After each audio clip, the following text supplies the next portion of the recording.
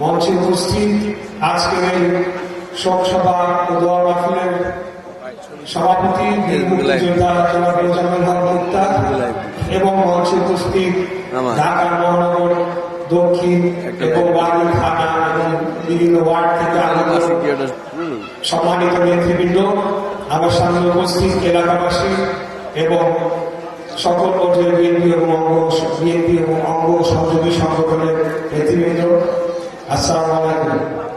মৃত খালেদা জিয়া জীবিত খালেদা জিয়ার চাইতে অনেক বেশি শক্তিশালী, এটা একটি প্রমাণিত সত্য। আমরা ওনার যে ত্যাগ, ওনার যে অবদান এবং এই বয়সে উনি লিভার সিরোসিসের মতো একটি জটিল রোগে আক্রান্ত হয়েও ওনাকে কারাবরণ করতে হয়েছিল, তারপরেও উনি কোন পর্যায়ে বাংলাদেশের স্বাধীনতার সার্বভৌমত্ব এবং গণতন্ত্রের প্রশ্নে এবং জনগণের ভোটের অধিকারের প্রশ্নে কোনোদিনও আপোষ করেন নাই।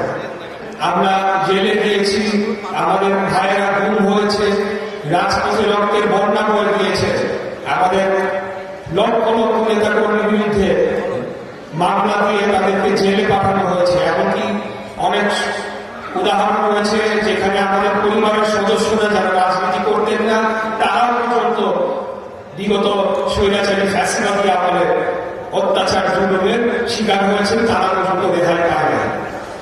বিগত 17 বছরে এই অপর যে রাজনৈতিক দল যারা ধর্মকে ব্যবহার করতে চাচ্ছে, কেবলমাত্র তাদের নিজস্ব রাজনৈতিক ফায়দা, নিজস্ব রাজনৈতিক সুবিধার জন্য এই কাজটি করছে। কারণ যাকে ভোট দিবে তাদেরকে আমরা মেনে নেব, কিন্তু সেটা যদি আমরা স্থায়ী